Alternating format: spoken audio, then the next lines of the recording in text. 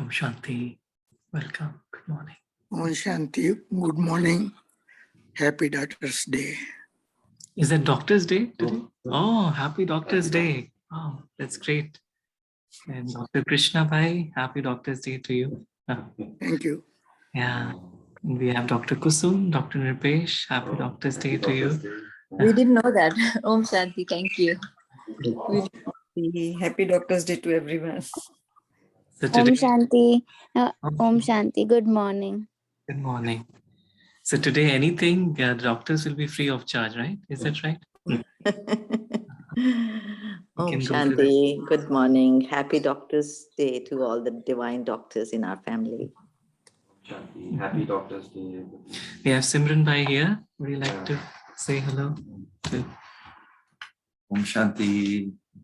Good morning. Om So Shanti. nice to be in Peace Cottage and with Saurabh Bhai. So nice to be with you.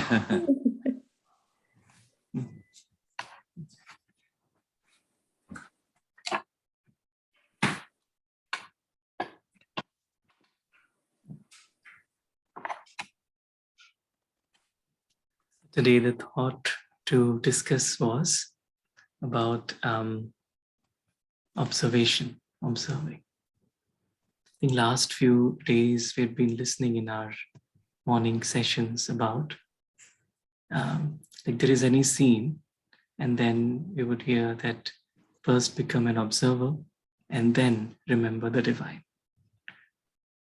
And so this whole aspect of observing, actually we all know about it. In Hindi it is called Sakshi Drishta, and we have heard a lot about being a detached observer.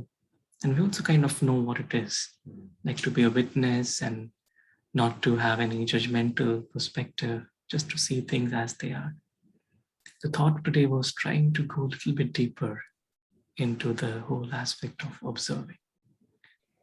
Right? And so, and how in our journey of meditation, how important a role observing plays. It's like from the moment we take birth, there's so much that we observe. So if we look at a small child, what does he do all day?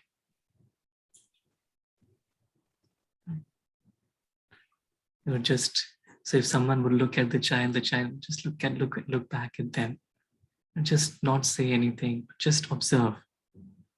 Just observe. And the more a child observes, we see that a child learns by observing. And when the child is observing, actually it's something very subtle is happening that time. It's like he's not thinking, but he's just observing. And as he's observing, he's just absorbing and learning.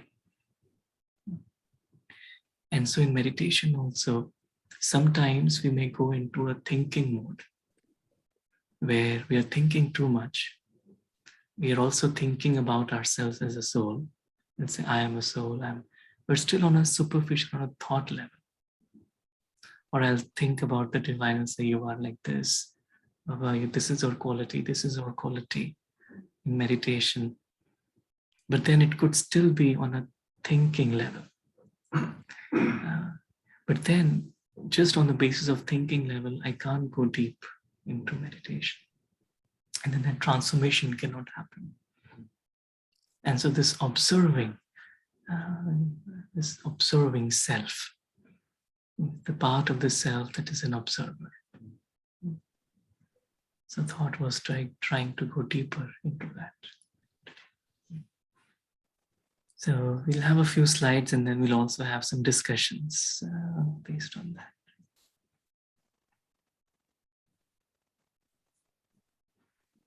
The slides visible here? Yes. Yes, sir.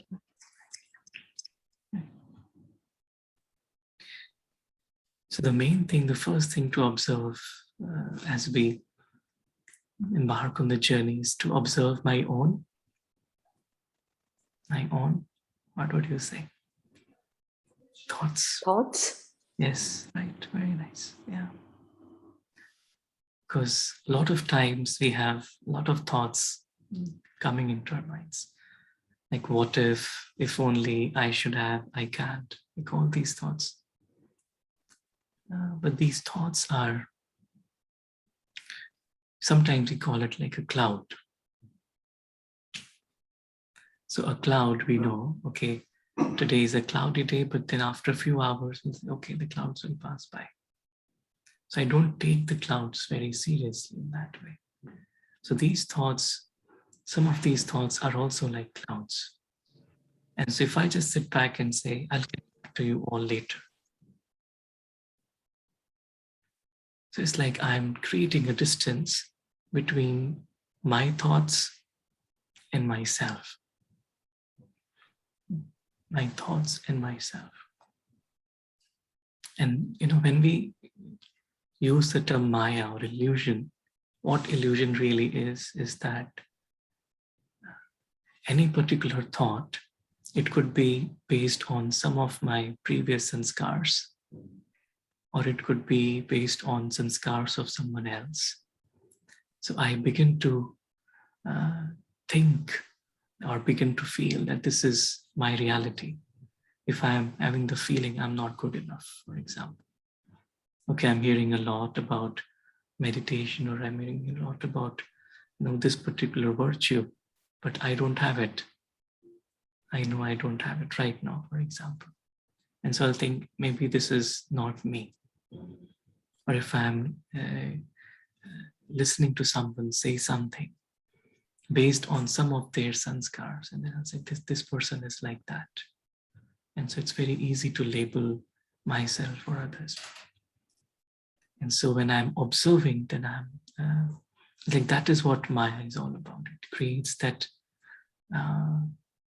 it's like those thoughts, I begin to give life to them. This is what is real. But then when I'm observing, then I realize that it's just a passing cloud. I don't need to give too much attention and time to it.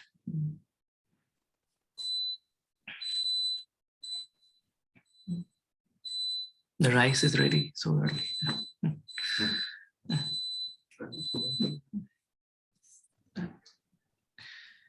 It's like totally caught up in thoughts. It's too much. What if I can't? I should, if only. Versus I create a distance and now I'm just looking at the thoughts.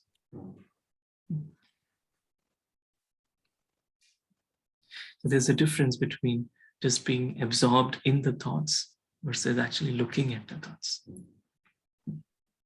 So I'm aware of the thoughts. It's not that I'm not aware of the thoughts. I'm aware of the thoughts. But I'm also aware of the larger perspective. Like sitting here right now, what are we observing right now?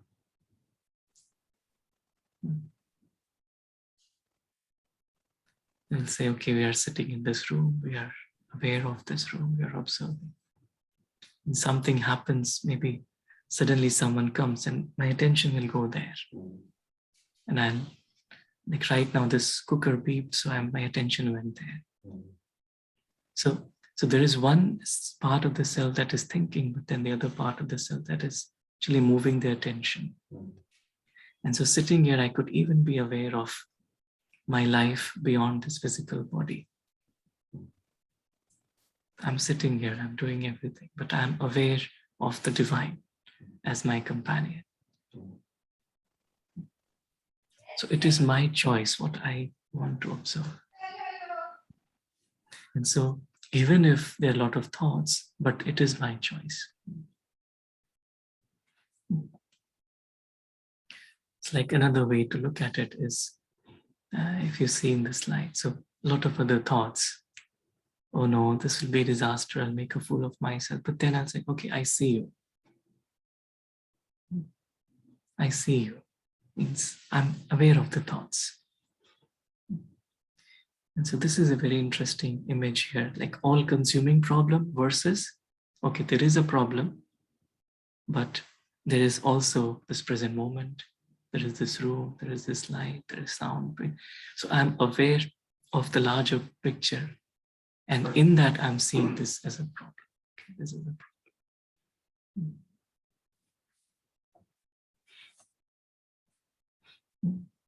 So I knew I would mess up. How could this happen? So a lot of thoughts. But then I realize, okay, that's okay. It's just thoughts.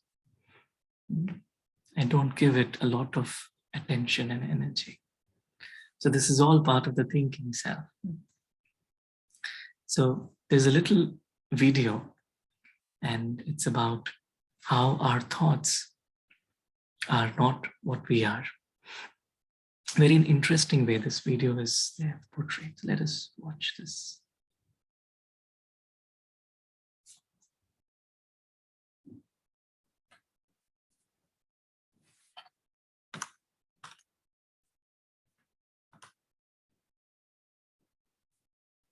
You are not your thoughts. Every day, we have thousands of thoughts, emotions, urges, memories, and feelings. From the time we wake up in the morning, all throughout the day, to when we lay down to sleep at night. No matter who we are, we all have thoughts swirling around in our heads. We even think and feel in our dreams. Often, we don't realize how many thoughts we are having, and we get lost in them. Sometimes we're not even aware that we're thinking. We seem to be swimming in a sea of our own thoughts. When we are surrounded by our thoughts, it's easy to get caught up in them and react automatically, sometimes in ways we don't even mean to react. We might hold on to some thoughts, even when we don't want to, and it can feel like our thoughts are overwhelming. But thoughts are not facts, and they are not always true, even if they seem to be. Next time you feel caught up in your thoughts, try paying attention to them with curiosity and not judgment. It doesn't matter if they are true or false, right or wrong, just notice them. How fast or slow are they? Are they all very different from each other? Or perhaps you're having the same ones over and over again. Maybe they're even focused on one theme. Some of these thoughts may be unwanted. But instead of reacting to them, notice what happens to your body sensations and your emotions when you have these thoughts. Perhaps you will notice if they are bringing you closer to or further away from what is important to you or the goals you have for yourself. Observing your thoughts is a skill that takes practice, like playing an instrument. Sometimes it'll be easy for you to be able to notice and respond to your thoughts. Other times, you might have to work really hard to get some distance from them. You might even have to keep letting go of the same unwanted thought over and over again. But don't give up. Keep trying. Like waves in the ocean, thoughts are always passing through our minds and can affect how we feel and what we do. But they are not us, and we are not our thoughts. Learning to be aware of our thoughts can allow us to respond with more choice instead of reacting in ways we may regret. Observing our thoughts gives us some distance to see how our thoughts make us feel. We can then choose to act in ways that bring us closer to the things and the people that are important to us.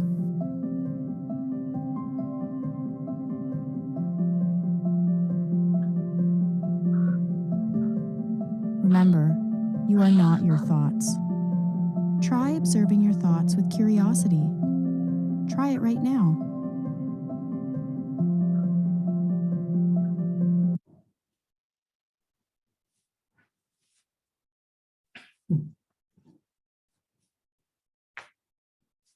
I really like the way they said, try observing your thoughts with curiosity, not with judgment. So many times it's very easy to judge myself or the other person based on the thoughts. It says just be curious, but don't judge based on the thoughts. It's like talked about distancing from the thoughts. I thought it was a nice cartoon here. It says, so there are two ways of thinking. One is saying, okay, I'm a hopeless case. The other is, I am noticing that a thought is arising that says I'm a hopeless case.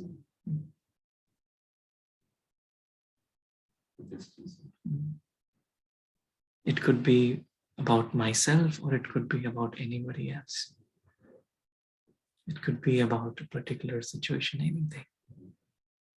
But that distancing is what is very important.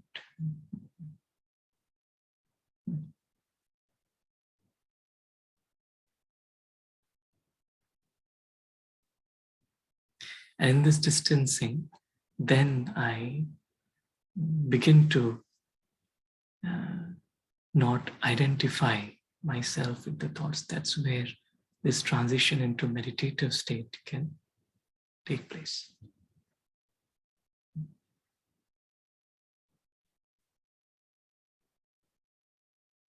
And so even whilst performing actions, we often listen about karma yoga. Right? Say karma yoga is to remember the divine whilst performing actions. But actually, this whole aspect about remembering is when I create a distance in my mind with the task that I'm performing. I'm doing it, but I'm also detached from it. It's like I have a distance.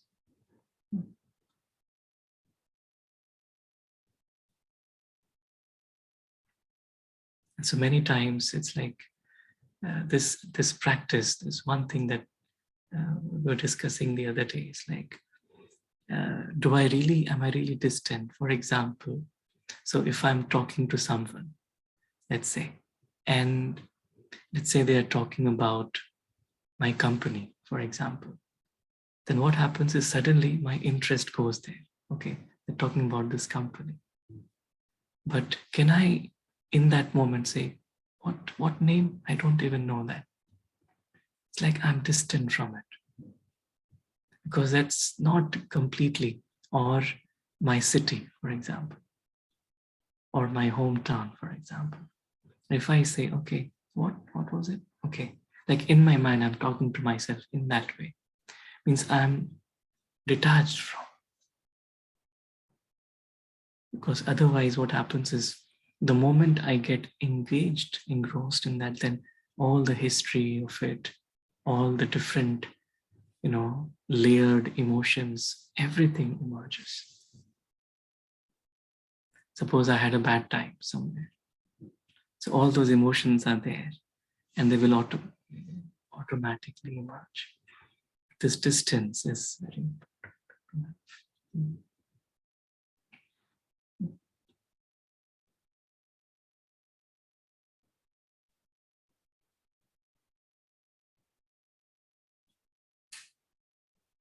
And that's why we say the divine is distant. This is the world of thoughts, the story, but he's distant.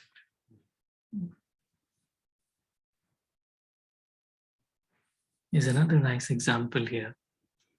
It's like seeing the world from thoughts versus observing thoughts from a distance. So for example, a person says, I am a loser. So all the person A can see is this thought, I'm a loser. It takes over his entire visual and perceptual field. So all he can see is the times that he has failed, and all he's thinking about is his whole life has been about it. Now, this is seeing the world from this thought versus person B. So person B, in contrast, has some distance from his thought. He can notice this thought, but can also see the sun setting and the flowers by his side.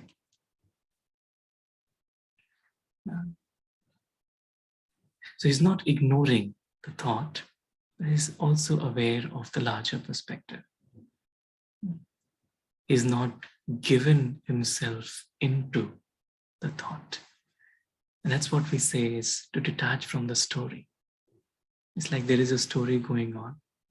And then I'm also aware that I'm an eternal being.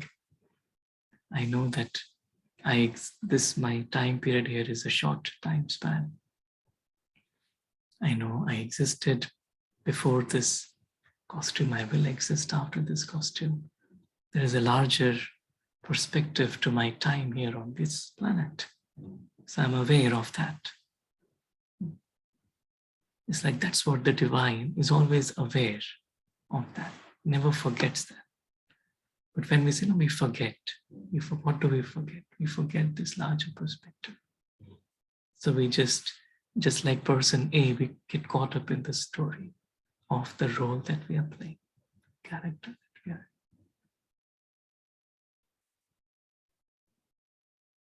Or the task we are in.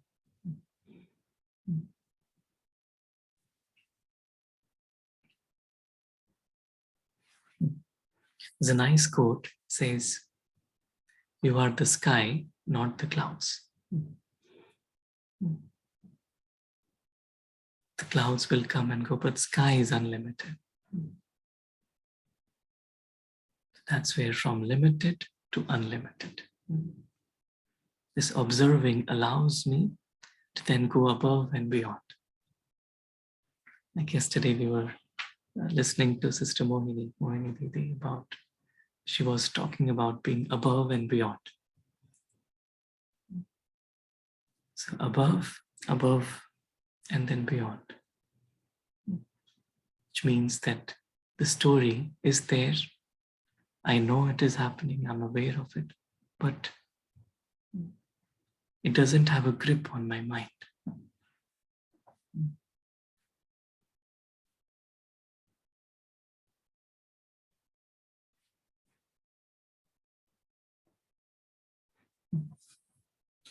And there's another very nice video about how this whole, seeing this whole story as a story, as happening, as it is happening on the stage of life. And it's really nice depiction of this whole aspect of.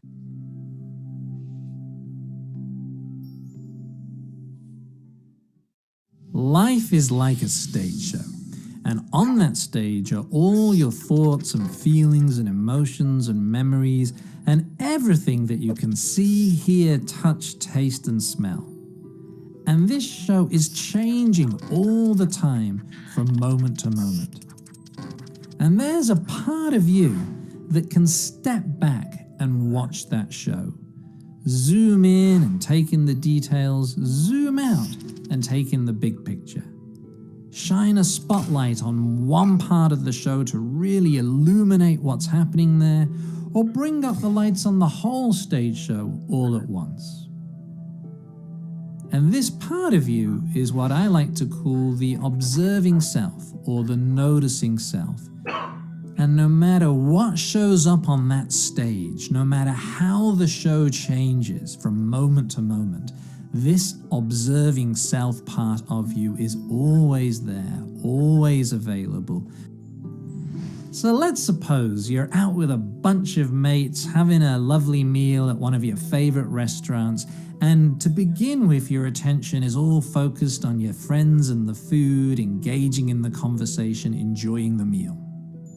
But then, suddenly you hear this loud, annoying voice from a guy at the table behind you, and he's yakking on about something in this loud voice that really gets your goat. Suddenly the spotlight shifts and all your attention is on this guy and what he's saying, and you're so irritated by the sound of his voice and the stuff that he's saying, and you're getting more and more wound up with everything that comes out of his mouth. So what's happened in the meantime, while all your attention is on this guy, your friends and this lovely meal have just faded into darkness. But what happens if you swing that spotlight back onto what matters most to you in this moment? Having a good time with your friends, having a laugh, sharing stories, enjoying the food. So the greater our ability to notice where our spotlight is shining and to redirect it to the part of the stage show that we really want to illuminate, that matters most in this moment, the greater our ability to transform our experience of life.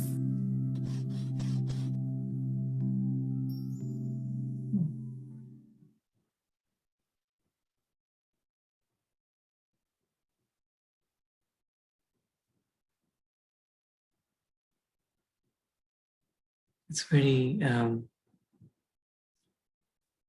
easy to then zoom in and then zoom out, and then to have that perspective. So right now, if I just take a moment and then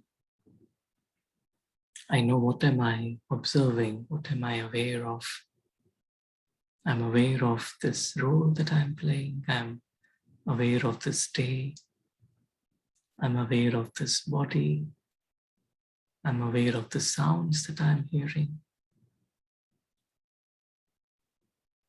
I'm also aware of the thoughts in my mind. But together with all this, let me become aware of the larger scheme of things. Let me become aware of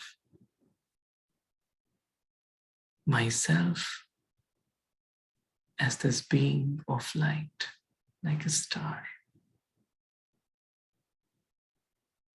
who is here on the stage as an actor. And I also observe that this star is shining brightly. This star has a life of its own. Its life is not dependent on the needs or the demands of the character, the role.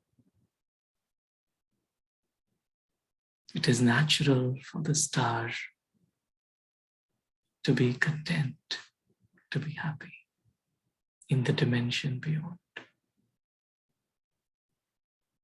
I also observe that every being is a star. Every person on the stage is actually a star, an actor. And I'm also aware that we are all just playing a game here. This life is a game. We are here to enjoy. I'm also aware that the Supreme Being, the Divine, is just with me. I am experiencing this company.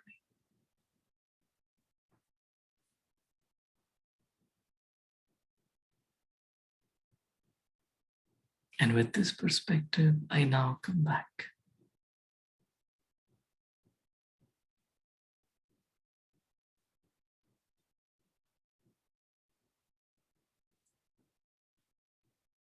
Even when we have moments of traffic control, it is actually just this, just shifting my focus to the eternity and then coming back.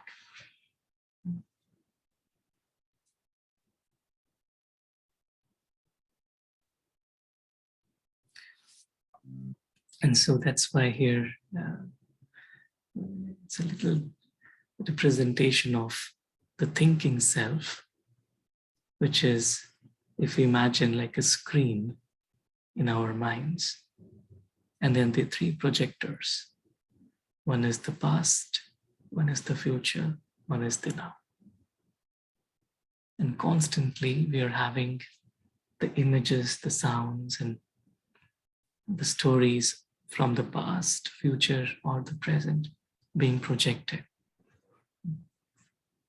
And I constantly think about it. That's the thinking self.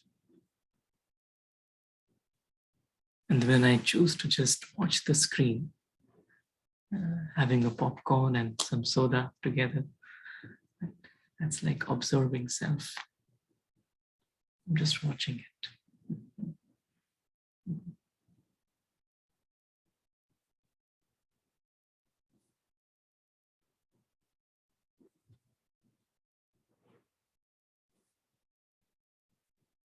So it's like just this vision that this is on stage, this role, this name, everything around this, it's on stage. And then there is off stage or backstage.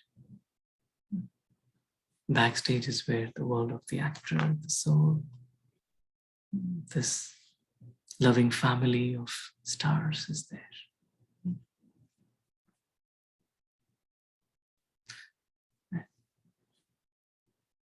And so here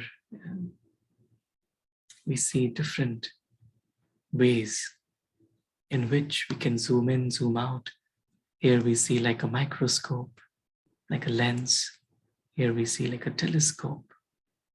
Here we actually zoom into something. Then here there's another perspective to see things.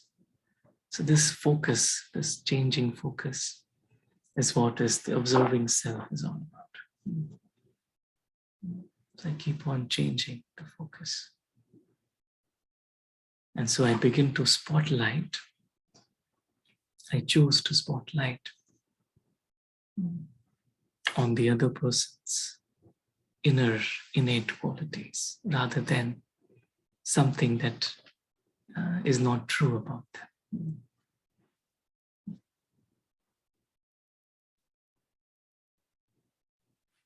And then here I'm aware of the infinity also. The infinity, the eternal. This inner eye is that observing self.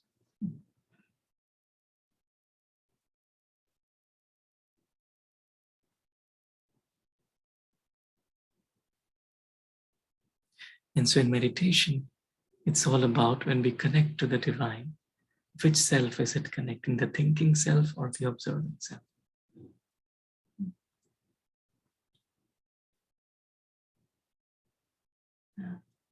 Sometimes we call it body consciousness or soul consciousness, but body consciousness is all about that thinking self. I'm conscious of the story. And that's why the observing self and then connecting, then I can really connect and communicate with the divine.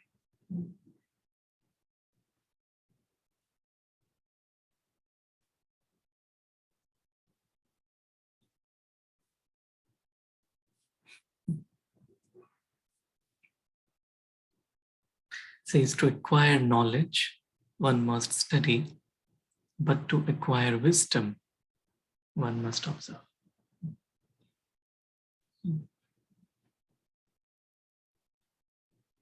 And so that's why in spiritual journey, so we know a lot.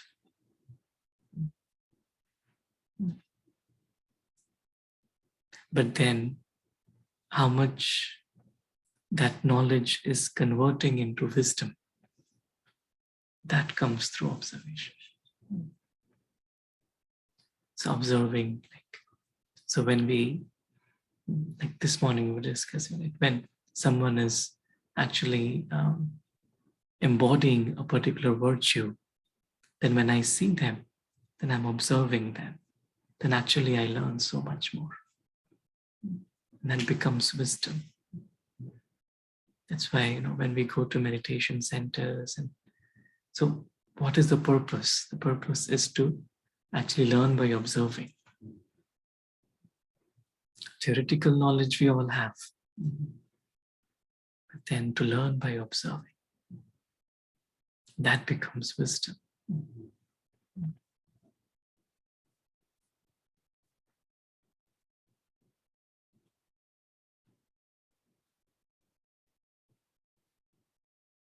It's like day before yesterday, I was talking to Ram Prakash Pai, and we were discussing about this word, yukti yukt. Yukti yukt, which means tactful. So sometimes it came in one of the worldlies, actually, this word yukti yukt. So we're discussing what it actually means. So it's not just yukti yukt, doesn't mean that. Sometimes I could even take it as like manipulative, or ये बहुत युक्ति से चलता है, it's very tactful. But actually yukti means like appropriate balance. So I know where to stop, where to move forward, how much determination is good in this, how much I have to be flexible. It's like this appropriate, like while making food, how much salt, how much spice, it has to be that. So that comes through wisdom. So how much spiritual, when I have the spiritual depth, then I'm able to see, okay, in this situation, what do I have to do now? Like that.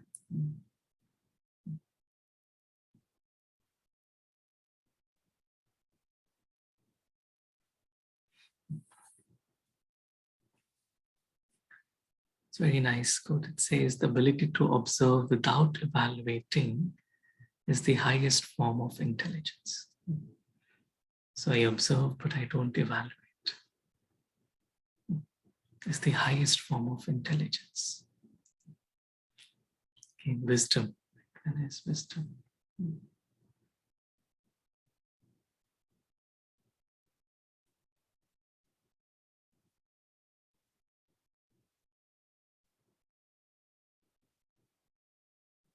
And I've also felt like in my spiritual journey, it's like the more there is time to observe, and COVID has given us so much time to just observe, it's like, these inner realizations begin to take place. It's like then suddenly this whole perspective becomes very real for us, the perspective of God. Who is the most intelligent being in this world? What do you think? God. And his wisdom is, or his intelligence comes with observing. Because God doesn't enter the cycle of karma, or, but he's silent observer.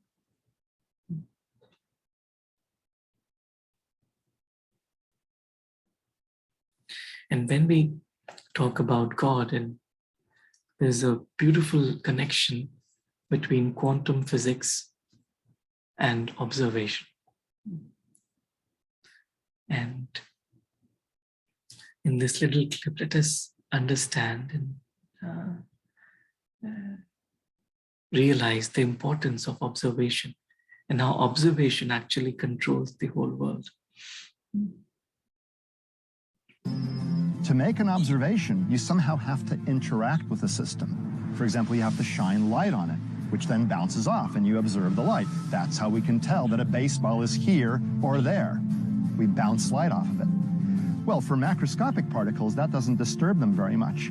But for microscopic particles, the act of bouncing the light off of the particle changes where it is and how it's moving. So in the microscopic universe, where photons of light are about the same size as subatomic particles, these photons have a big impact when they illuminate the particles so we can see them. But this doesn't answer the question. Why doesn't the light simply change the direction of the subatomic particles? Why does observation actually change the nature of what is being observed? The short answer is we don't know. This is the fundamental mystery of quantum mechanics, the reason why quantum mechanics is difficult. Mysteriously, when we look at things, we see particles. Then when we're not looking, things are waves. This is something we scientists have argued passionately about now for almost 100 years, and there's still no consensus. When they were first released a century ago, these test results were enough to unsettle the brightest mind in science. Einstein said, "I don't believe in quantum physics because I believe the moon is there even when I'm not looking at it." Einstein was, of course, referring to the implications of the theory that the moon really isn't anywhere until it's observed. However, the double hole experiment's mind-boggling conclusions don't end there. In recent years, technology has allowed scientists to perform a fascinating variation of the test. Its results call into question our perception of time itself. This is like a high-tech version of the double hole experiment. Electrons are being fired toward a barrier with two holes in it. But the scientists can delay their decision about whether to observe the electrons until after they've passed through the holes, but before they hit the screen. It's as though I'm on a baseball field, and there's a baseball being pitched toward the barrier with the holes in it. But my eyes are closed, so it goes through, and it behaves like a wave, but then at the last second before it hits the screen, I open my eyes and decide to observe it. At that moment, the electrons, in essence, become particles, and seemingly always were particles from the time they left the electron gun. So it's as though they went back in time to before they went through the holes and decided to go through one or the other, not through both as they would have had they been behaving like waves. That's really crazy. That's the enigma. That our choice of what experiment to do determines the prior state of the electron.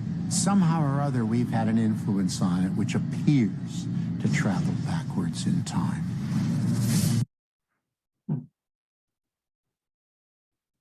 This is this double slit experiment where the electrons,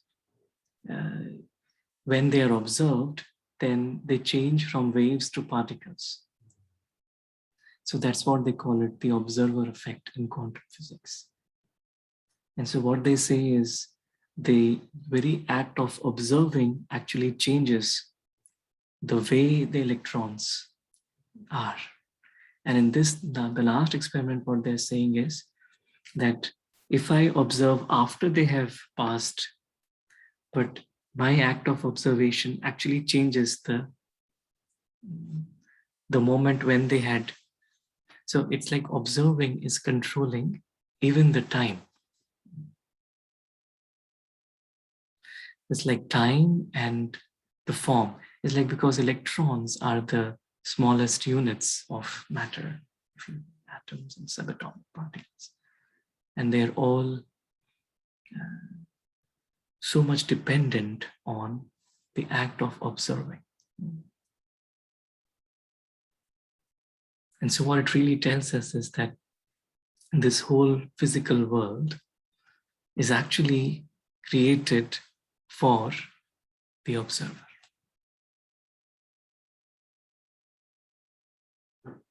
Just like a movie is created for.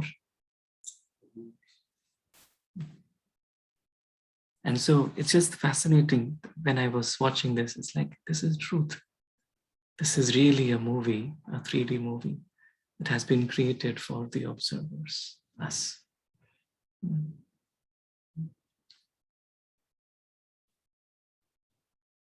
And now is when we meditate, it's like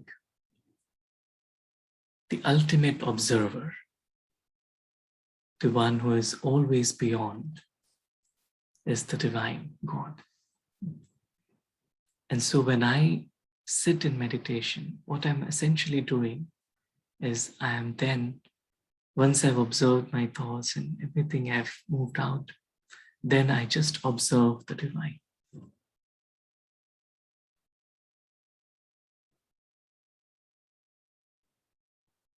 And we have the significance of drishti. Why drishti? Because it's like drishti of the divine. It takes us into that experience beyond. So where I just observe. So when we sit in the meditation room, that's what we are essentially doing. Observing the ultimate observer.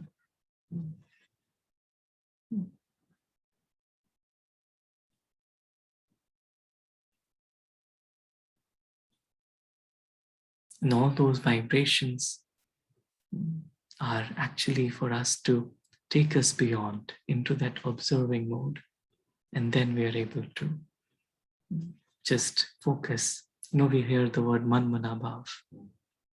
What is it actually? It is when I don't observe anything else but just the divine. And then the qualities of the divine, I just feel they are just entering.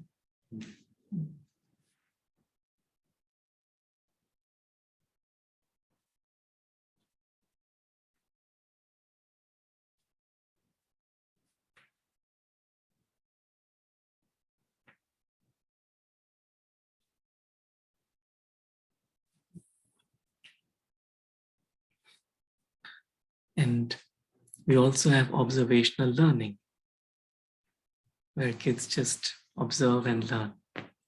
And so that's what meditation is also about. So I observe the divine and I learn. I copy. That's why, we hear the words, we'll say, see the Father, follow the Father.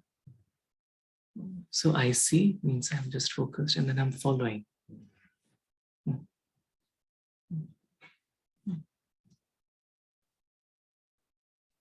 And that's how I learn. That's why they say kids learn from their parents.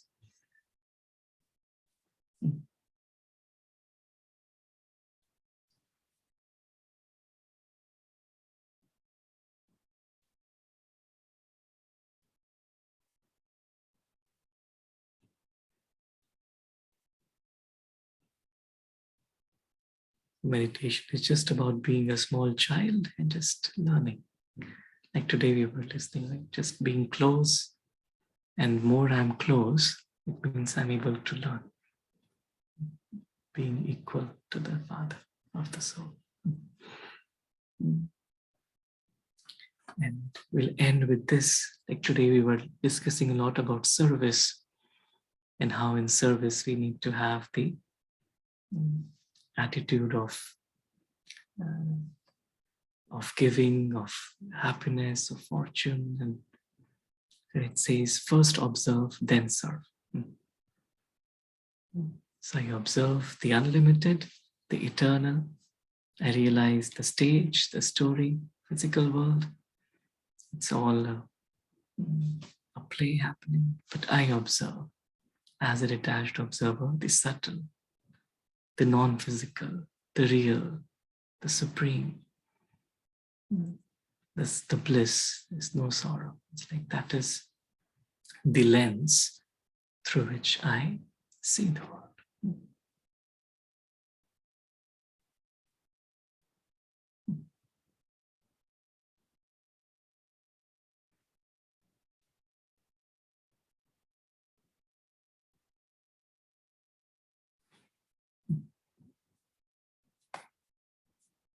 Om Shanti.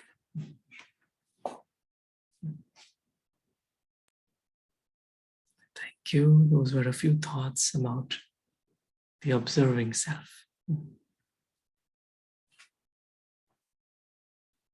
Any thoughts from our observers here? Om Shanti. Feel free to share your thoughts, inspirations.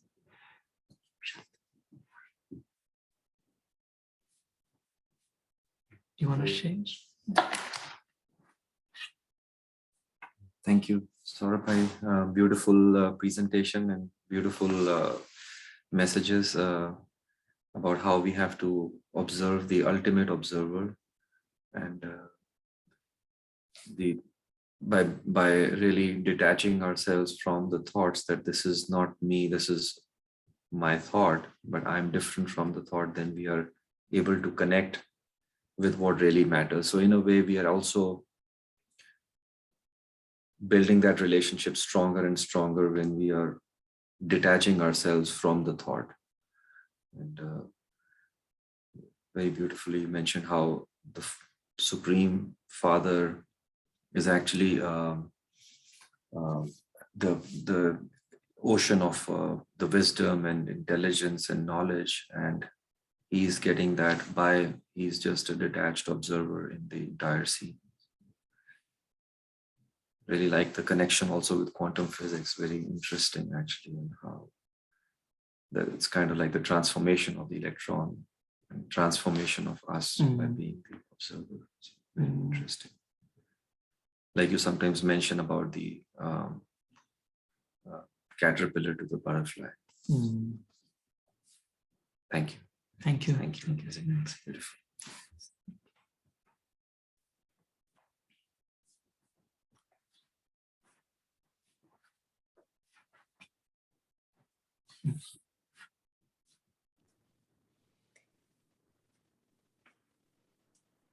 Any other thoughts?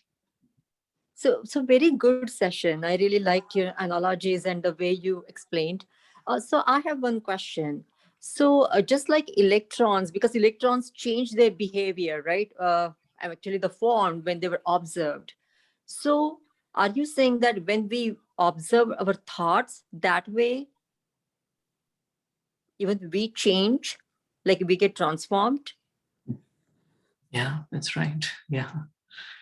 It's like when I just observe without judging, just observe, then it's like it has the power to transform. You know, when we say transformation, I have to transform a sanskar or a habit, or just I have to experience that super sensuous joy or bliss in meditation. It's like that's the first step. I just observe. It has the power to transform.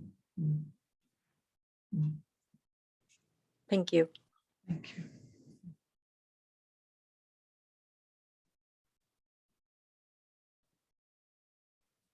We can also say sort of a lot of times, like when we are just observing and not say we get irritated by something, but we give it some time and distance ourselves, then it'll lose its strength also. Then after a few hours, it will be like, it was not a big deal. So in a way we are then, our stage is constant. Constant. Right. Mm. Very nice. Like today we were hearing, right? There are two ways. It's like two stars, right? One is the one who's laboring. Right. The other is very easy. So when I'm in the thinking mode and trying to connect, that is like a labor. But when I'm detached and I'm an observer, then it's very easy, because that's what the natural life of the soul is.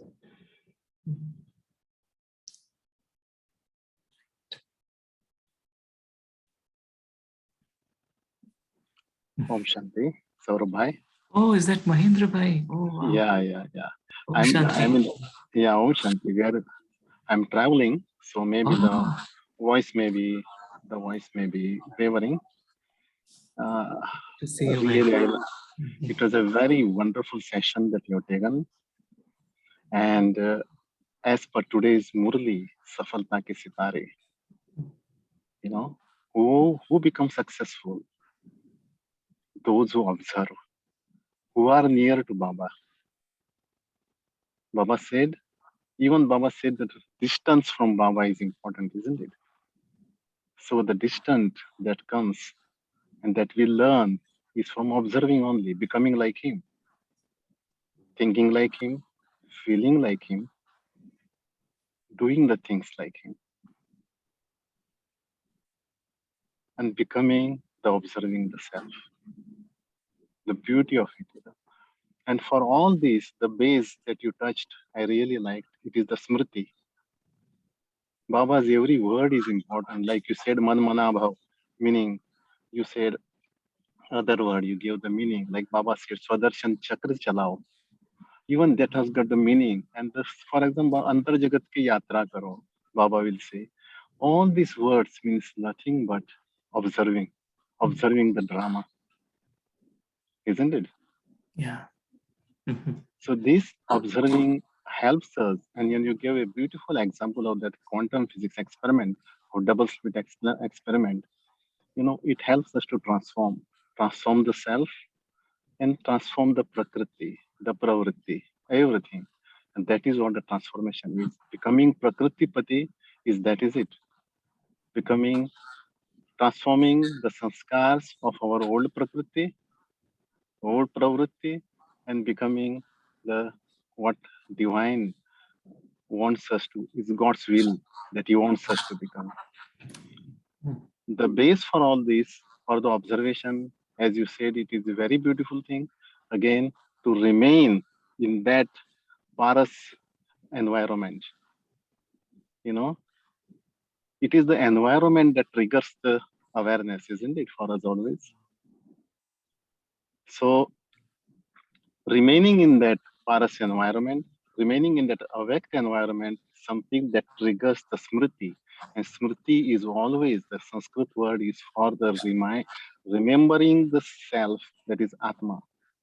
It is not mere the translation in English, which is awareness.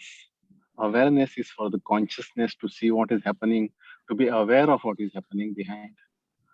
So very beautiful session, and it is really explains whole Baba's knowledge. Even today's Murli, how we become number wise, or we become otherwise. Om Shanti. Thank you so much, Mahendra Bhai, and so good to see you. Hope everything is good. Are you in San Francisco? There? Oh, no. We are in Lexington only, just going to farmers market to get some vegetables for the weekend. Oh, nice. Looks like that Golden Gate Bridge on your back. Oh, no. That is actually what is called background. This thing that my daughter has put it. Hey, it looks good. Yeah. Thank you. See you wonderful. See you sometime. Thank you. Thank you.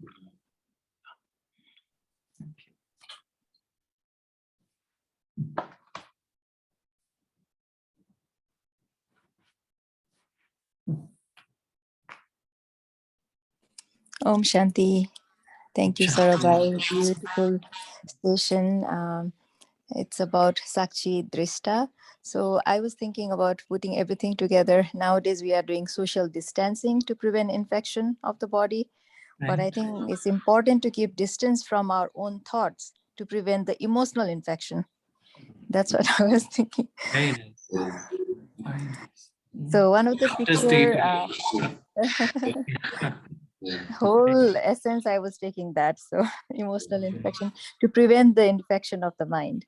So when we observe our my own thought rather than caught up inside the thought, observe it. So one of the picture you have shared, one person is just observing the negative thought but maintaining the happiness, but other one is thinking about and caught up in the thought is like very sad.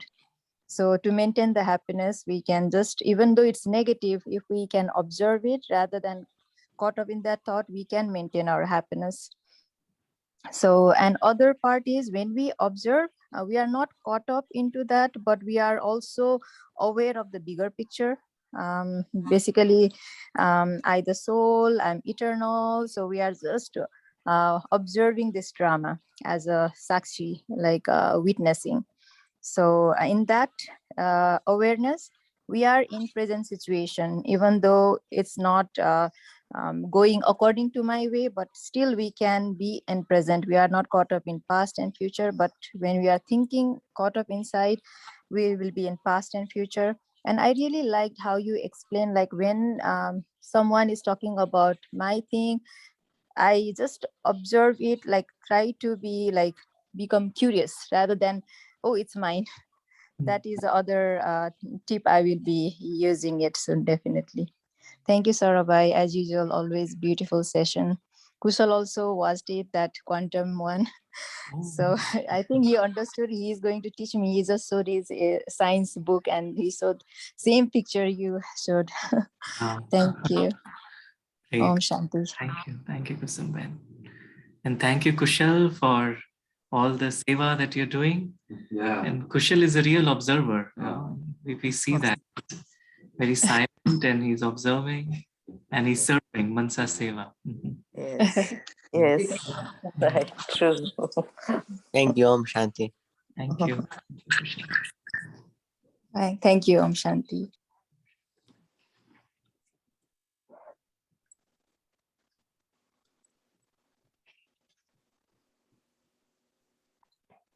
Any other thoughts? Oh, Om Shanti. Thank you, Saurabhai. As usual, a very, very good class and a very informative one, and something to practice and how to improve.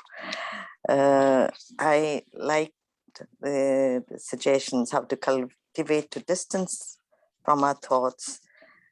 Just try to observe them with curiosity and not being judgmental,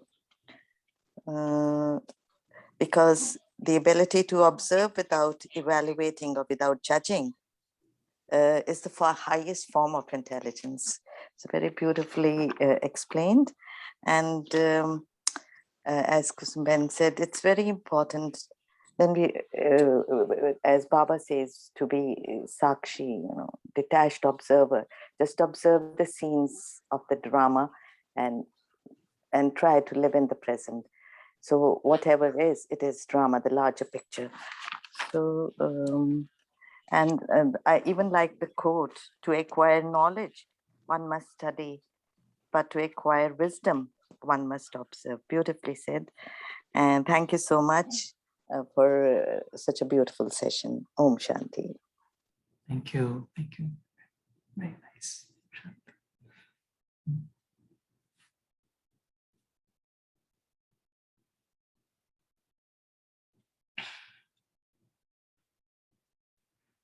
Great. Any other thoughts? We have nice messages. Purnima Ben says, like the spotlight on innate qualities of others. And then Sajena says, we are the sky, not the clouds. The soul is observing its own creation. Observing my thoughts is very powerful. The soul is observing its own creation and not getting caught up in the illusions. Thoughts are not what we are, so observe the thoughts, which needs practice. We are like a sky.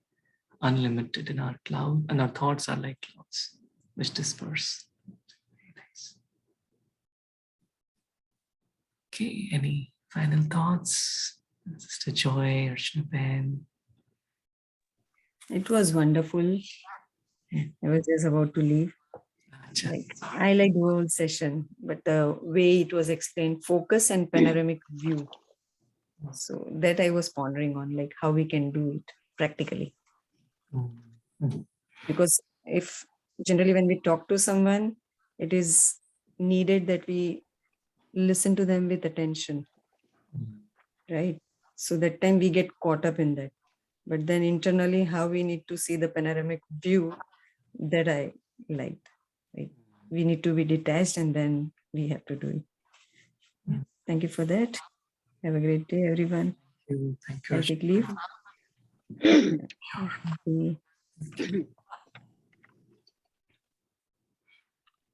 Om Shanti. Shanti, Sister Joy. Very nice presentation, Brother Sarah. Thank you. I kind of have like a technical question. And it all stemmed from the quote that you said, to acquire knowledge, one must study, and to acquire wisdom, one must observe. So when I heard that, and so a lot of this is just getting confirmation. I'm just making certain that my assumption is correct. Not actually, so you have to study. That's happening in our intellect.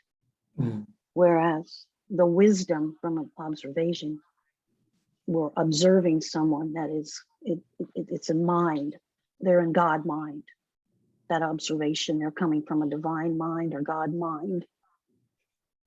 And so when we observe a person who's embodied a virtue, like you said, we acquire wisdom. So why is that? If we're just observing someone that has this virtue, you know, how does that happen? How do we acquire this wisdom? And my assumption is that it comes from the vibration that that individual is emitting. And so, so the mind then, when I'm getting into this understanding of that. So the mind is of God, right? It's a constant, it never changes. It's what connects us to the entire universe, right? Mind. Yeah, right. Okay, so that's good. So then, so I started off by asking myself, which comes first when we have an experience that is not godly, and an impression or a sanskar is created. So this is an assumption I'm making now, that what happens when we have an ungodly experience, or either or not, but I'm talking about ungodly, the actual event happens first, and that's recorded in the soul, in the subconscious. And then from that, our intellect decides how we want to view that situation, how we're going to try to decipher that, or you know, how we're going to interpret that, how we're going to try to make sense of whatever happened. So in this process, though, a child that has been abused doesn't have the ability to use their intellect like that yet. So what happens to the child in ungodly experiences, they have ungodly feelings that are stored in their body. So that's like a whole nother thing that I'm going to get to, but we'll get back to the adult. So the impression occurs with the adult, the experience happens with an adult, and then the intellect, we use our intellect, it's the intellect, through the use of the intellect, that we decide if we want to look at that situation as an observer, or basically we could say in soul consciousness, or as a person in body consciousness, whatever, as a victim, say, for example, I was a victim and he's a perpetrator. And that goes under the realm of, body consciousness in this. So, and I'm just kind of thinking out loud here as I'm going through this. But just for me, what I really got out of this is that the event always first occurs it's recorded. The impression is recorded. And then it's our intellect that begins to think about it.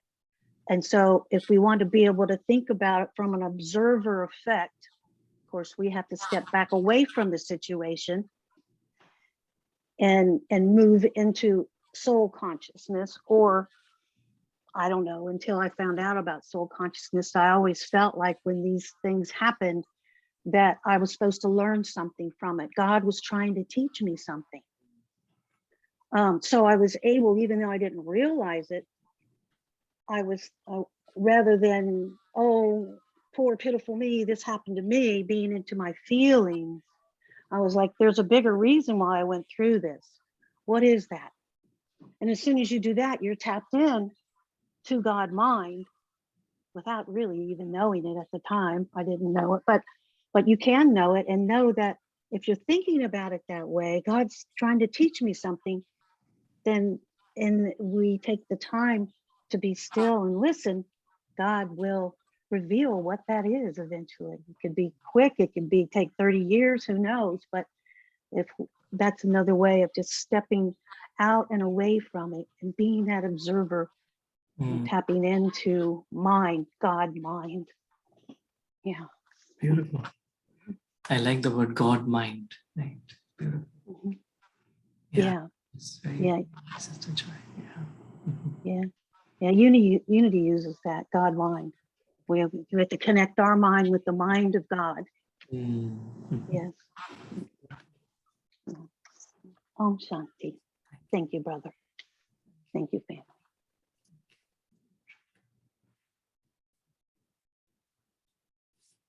Great. Any other final thoughts anyone would like to add?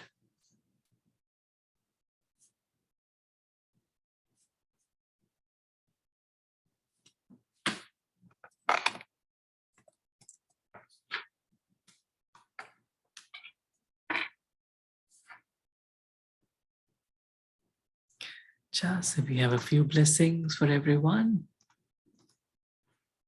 This is for Mahendra Bhai. Om Shanti Mahendra Bhai. You're a loving soul who views others and the self through the lens of pure feelings and deep regard. Thank you. Sister Joy, you are a beautiful soul who elevates the ordinary to extraordinary with the power of peace. Thank you, brother. Thank you. Shanti. And we have Manisha Ji. Hello, Manisha Ji. Your open heart embraces what seems unforgivable in an ocean of love that is unconditional. Thank you. Vashika Ben, in the light of your love, friendships flourish, pure thoughts take root, and noble intentions rule. That's so true. Thank you, Om Shanti. Subhash Bhai, through your genuinely kind feelings, seeds of peace find their way deep into the hearts and minds of others. That's so true of him. Thank you, Sarabhai. Thank you. Om Shanti. Om Shanti.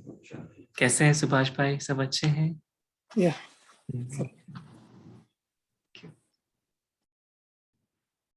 Kusumben, your heart overflows with virtues, encouraging positive outcomes and elevated solutions to take root wherever you go. Beautiful. Thank you so much. Om Shanti. Thank you. And Kushal Bhai, the purity in your golden heart reflects back to others the brilliance of their own unique greatness. Golden. Thank you, Om Shanti. Om Shanti. And Ripesh Bhai, the feelings from your forgiving heart are so powerful, they can cut through the chains of despair and walls that divide to build bridges that unite. Thank you, Saurabh. I wasn't able to listen carefully. I was watching IPL. Sorry. Acha, no problem. Whose match is it today? IPL. I was watching Mumbai Indian with RCB. Sorry. Mumbai Indians and RCB. Who won? Who's winning? Still going on. Still going on? Yeah. Great. Ritesh bhai, I didn't realize you were also into cricket. Yeah, Rohit Sharma versus Virat Kohli, right? Rohit Sharma versus Virat Kohli. Yeah. So we need to watch a game together. We are learning how to observe the game, right? Through yes. Yeah. Right. Nice. Thank you. Thank you. Om Shanti. And Krishna Bhai, your heart is filled with a deep serenity that can heal the deepest sorrow. Beautiful. Thank you. And thank you. And the Galaxy Note 8, sorry, I don't get your name, but this is for you. You restore an appreciation of inner beauty in others through your outpouring of love. Very nice. Thank you. And this is for Sean. Hello, Sean. Welcome. You sparkle with the natural beauty of a peaceful mind and generous heart. Thank you. And Rajesh Ben and Naresh Bhai. This is for Rajesh Ben. Your loving presence activates in others the capacity to love themselves. Oh, nice. And Naresh Bhai, you are the embodiment of true love, able to discern with your calm mind, not what souls want, but what they need. Right. Very nice.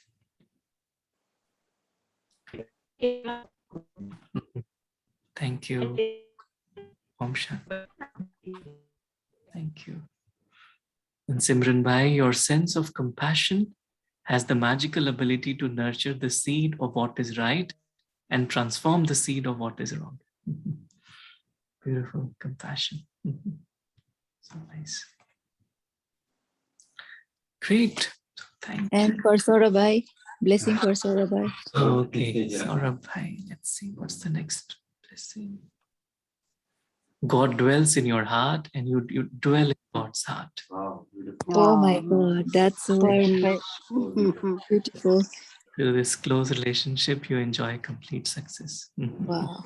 It's today's Murli actually for everyone. We are all like this, right? Yeah. Baba, thank you. Thank you. Om Shanti. Om Shanti. Have a blessed day. Baba. You too, Brother Saurabh. Thank you. Om Shanti. Om Shanti.